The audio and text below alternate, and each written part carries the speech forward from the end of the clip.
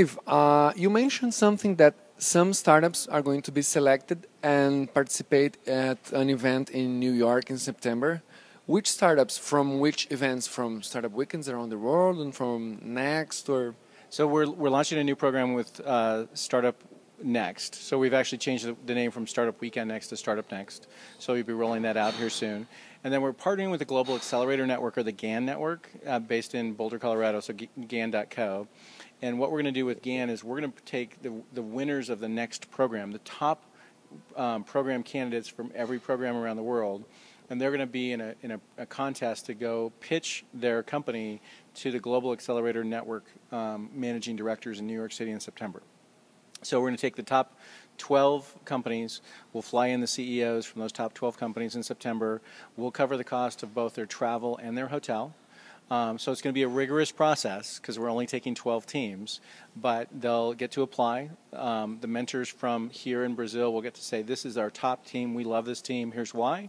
We'll take that feedback with the other mentor feedbacks from all the other Startup Next programs, and we'll put them into a list, and then we'll run them through a process which will include mentoring with, including some people on our board. I won't say who yet, but they'll be working on doing that, and that's the way we're going to run that program. Since Startupi helped do the first Startup Weekend in Brazil, I recall that at first Startup Weekends didn't take the competitive aspect as the main one, but the fact that you can come together and do something with people you don't even know yet was the main.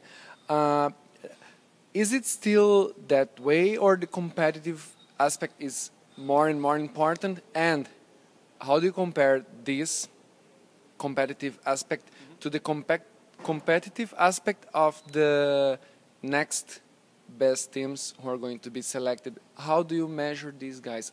Yeah. What does it mean to be the best guy at Next? So the first thing is, back to Startup Weekend, anybody can come. So up until 6 months ago, we didn't even track who won at Startup Weekend. So now we're tracking who won at Startup Weekend because we want to tell their story. And the story isn't necessarily about the idea or the success of the idea in the weekend. The story is about your story. The story is about the attendee stories. The story is about lives that are changed going through Startup Weekend. So Startup Weekend won't be competitive from that perspective. It's just not in our profile to do that. The next program is only going to take teams. Because in order to launch a startup and to get funded as a startup, you have to be a team. And so solo founders don't get funded, right? So what we're going to do is it's really changing from a quantity-based program in Startup Weekend to a quality-based program in Startup Next. And what Startup Next then allows us to do is to put the best teams in front of the accelerators and really compress the time from idea, and this was great and totally changed my life, I now know I can be an entrepreneur, to now I'm serious about launching my company. Can Startup Weekend and Up Global actually help me do that? And the answer is yes, that's what we want to do with that. Is it like a second step to go to Next? I mean, you have to be created at a Startup Weekend to go to Startup Next? Yeah, you actually don't have to come from a Startup Weekend, but what you'll see in the process is what we're trying to do is make it easy for Startup Weekend attendees, especially, for example, the winners, are going to get invited to up to 3 participants to come to Next for free. So what we really want to do is give them the next program along the line of everything they can do that goes, okay, this was great, now what do I do? And right now, we don't do very well at helping them with what we want to do next. And what we want to do is make it super simple for them to say, this is where we start, here's what you do next, here's the next program you can go to. But including that, here are the ways that you can get plugged into your local community. Because, for example, here in Sao Paulo, you have accelerators. So what we're asking the accelerators to do is to take the program folks who applied but didn't get in and send them back to Next. And when we run them through the next program, we'll promote those people back to the accelerators.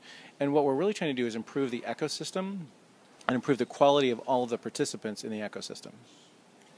You mentioned the stories, be the stories of the attendees and sometimes the trajectory of the company.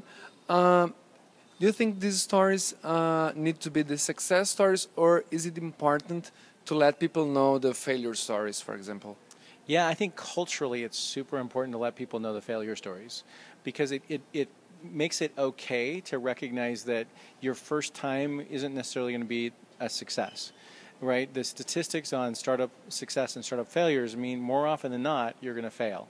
Having failed myself, I can tell you that failure is part of the success process. Failure is part of the learning process.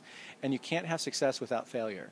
So consequently, culturally, we want to tell the story of people who started, realized they want to be entrepreneurs, but also realized this was the wrong idea. Because it's easy to kill an idea without killing your dream as an entrepreneur. You can still be an entrepreneur, but if you have a fatal flaw in your idea, the thing I always ask entrepreneurs is, do you want to know in 3 days or 3 years? I'd rather you know in 3 days that this idea is a bad idea, or that this idea is unfundable, or that there's already 6 people who've gone before you and have died on the same hill that you're trying to go up. So if we can help you decide that this idea is the wrong idea and kill it, that's okay. It doesn't mean you're not an entrepreneur, and you'd rather fail early or fail fast than fail expensive. Right? So what we're really after is telling the stories of all of those people that talk about, here's what I learned, because that's what we want to tell in that story, because it's the person's story, it's not a company story.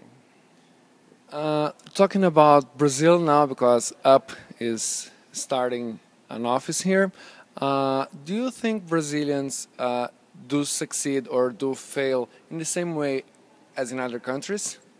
Yeah, it's a funny question, because I've got asked a lot about specifics about Brazil over the last week plus of being here. And what I can tell you is people are people wherever you go. Number one, we compare ourselves to the markets that are better than us. We never compare ourselves to the markets that are worse than us. So compared to Silicon Valley, oh my gosh, you guys have a long way to go. Compared to Budapest, Hungary, you guys are on fire. Compared to other places in the world that don't use social media the way that you use social media as a culture and as a country, wow, you guys have some really unique skill sets and assets that you can take advantage of. So the big thing there is to better understand it and better understand how you take advantage of it. Well, thanks, Dave, and success on the road ahead in Brazil. Always welcome. Thank you very much, and success to Brazil. That's why we're here. Thanks very much.